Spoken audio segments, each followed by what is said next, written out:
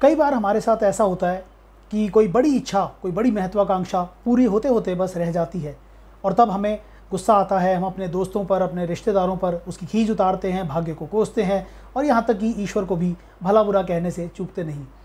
तो क्या आपके साथ भी कभी हुआ है ये? और अगर हाँ, तो इस वीडियो को ज़रूर देखिए, क्योंकि मैं आपको इसमें सुनाऊंगा एक छोटी सी लेकिन मज़ेदार कहानी। बाद में करेंगे कुछ काम की बात, जिसमें आपको ये समझाने की कोशिश करूँगा कि कई बार हमारी इच्छाएं क्यों अधूरी रह जाती हैं और यदि कभी ऐसा हो तो उस परिस्थिति में अपने मन को कैसे समझाया जाए। तो चैनल पर अगर नए हैं तो सब्सक्राइब कर लीजिए, नोटिफिकेशंस को ऑन कर लीजिए। नमस्ते दोस्तों, मेरा नाम है आशुतोष और ये है माइथो टाइम। तो कहानी मिलती है शिव पुराण के रुद्र संहिता के सृष्टि खंड में। और कहानी ये है कि एक बार देवऋषि नारद ने बहुत कठोर तपस्या की। उनका उद्देश्य था कामदेव को जीतना। और जब कठोर तपस्या अपने चरम पर पहुंच गई तो देवराज इंद्र को चिंता हुई। उन्होंने हमेशा की तरह अपना हर तरह का प्रयास किया और उनकी तपस्या को भंग करने की कोशिश की, लेकिन देवराज को इसमें सफलता नहीं मिली। और आखिर बहुत लंबी तपस्या के बाद देवऋषि नारद ने कामदेव को जीत लिया। नारद अपनी इस उपलब्धि से इतने खुश थे कि वो उसे तुरंत सुनाने के लिए पहुँचे अपने पिता ब्रह्मा के पास। ब्रह्मा बहुत खुश हुए, लेकिन उन्होंने कहा कि ये खबर लेकर शिव के पास मत जाना। लेकिन नारद कहाँ मानने वाले थे। वो पहुँच गए शिव के पास। वहाँ भी जाकर उन्होंने अपनी उपलब्धि का गुणगान किया। तो शिव ने कहा कि मुझे खुशी हुई है जानकर के तुमने कामदेव को जीत लिया है, लेकिन ये भूल कर भी बात तुम भगवान विष्णु को मत बताना। लेकिन नारद ठहरे विष्णु के परम भक्त, वो कहाँ मानने वाले थे। तो इस खबर को लेकर वो तुरंत पहुँच गए विष्णु लोक में और उन्होंने विष्णु को भी इस बात की जानकारी दी कि उन्होंने बहुत कठोर तपस्या करके और कामदेव को अपने वश में कर लिया है। विष्णु को ये खबर सुनाकर नारद तो चले गए, लेकिन विष्णु जानते थे कि नारद के मन में अभिमान पैदा हो गया है और जिसे दूर करना बहुत ज़रूरी है। तो इसलिए विष्णु ने अपनी लीला शुरू कर दी और इसी उद्देश्य से विष्णु ने नारद के मार्ग में माया से एक बहुत बड़ा नगर बसाया और जिसमें प्रवेश करते ही नारद की बुद्धि भ्रमित हो गई और वहाँ पर उनकी मुलाकात हुई एक राजा से। राजा का नाम था शीलनिधि। शीलनिधि की एक बहुत सुंदर पुत्री थी और उसे देखते ही नारद का मन उस पर आ गया। नारद ने तय किया कि वो उस कन्या से विवाह करेंगे, लेकिन विवाह के लिए उनका सुंदर दिखना बहुत ज़रूरी था और वो ये जानते थे कि भगवान विष्णु से ज़्यादा इस संसार में और कोई सुंदर नहीं है। तो वो इस समस्या का समाधान करने के लिए पहुँचे भगवान विष्णु के पास। नारद ने विष्णु से कहा कि मैं शीलनिधि की कन्या से विवाह करना चाहता हूँ, लेकिन उसके लिए मेरा सुंदर दिखना ज़रूरी है और चूँकि मैं आपका प्रिय भक्त हूँ, इसलिए मैं चाहता हूँ कि आप अपना स्वरूप मुझे प्रदान कर दीजिए। मैं आपके जैसा दिखूँगा तो शीलनिधि की कन्या मुझे ही चुनेगी। और ये सुनकर विष्णु मुस्कुराए और उन्होंने नारद से कहा कि तुम स्वयंवर के स्थान पर पहुँचो, मैं तुम्हारी इच्छा उसी तरह पूरी करूँगा जैसे कोई चिकित्सक किसी रोगी का इलाज करता है।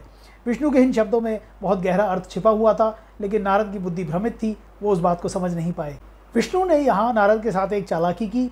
उन्होंने नारद को अपना पूरा रूप रंग दे तो दिया, लेकिन नारद का मुंह बंदर जैसा बना दिया।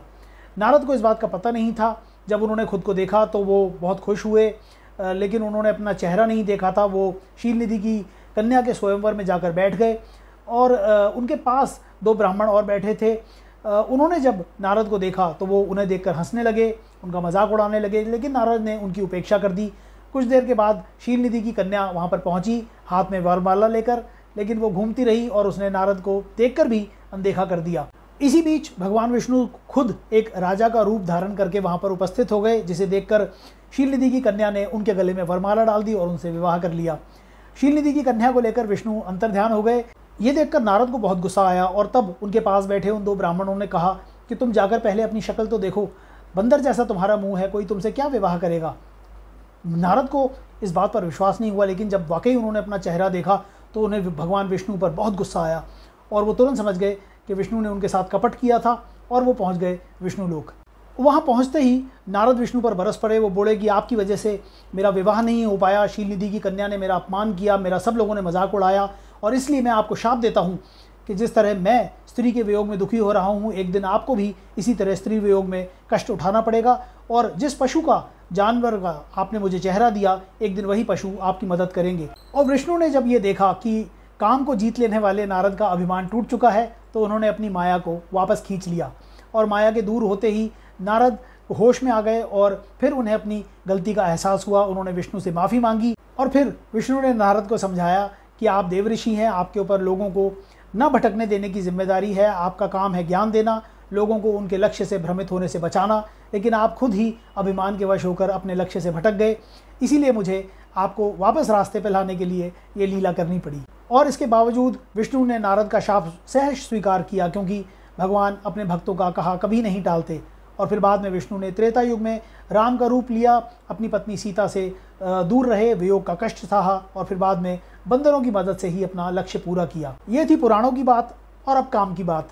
इस कहानी से दोस्तों दो चीज़ें सीखने को मिलती हैं।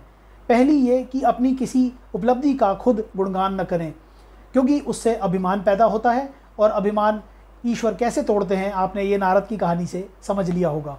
दूसरी बात ये कि अगर आपकी कोई कामना अधूरी रह जाती है तो इस बात के लिए अपने भाग्य को न कोसें, ईश्वर को भला बुरा न कहें, क्योंकि आपकी उस कामना को, उस इच्छा को अधूरा छोड़कर भगवान ज़रूर आपके लिए कोई बड़ी योजना तैयार कर रहे हैं। इस बात पर हमें विश्वास करना चाहिए। और इसीलिए एक बड़े और महान कवि डॉक्टर हरिवंश राय बच्चन ने भी कहा है कि अगर आपके मन का हो जाए तो अच्छा, ना हो जाए तो ज़्यादा अच्छा। तो उम्मीद करता हूँ कि कहानी पसंद आई होगी। वीडियो अगर मज़ेदार लगा तो लाइक और शेयर ज़रूर कीजिए। चैनल को ज़रूर सब्सक्राइब कर लीजिए। आपसे मुलाकात होगी एक नई कहानी में, नई वीडियो में, क्योंकि पुराणों में छुपा है अनमोल खजाना। धन्यवाद।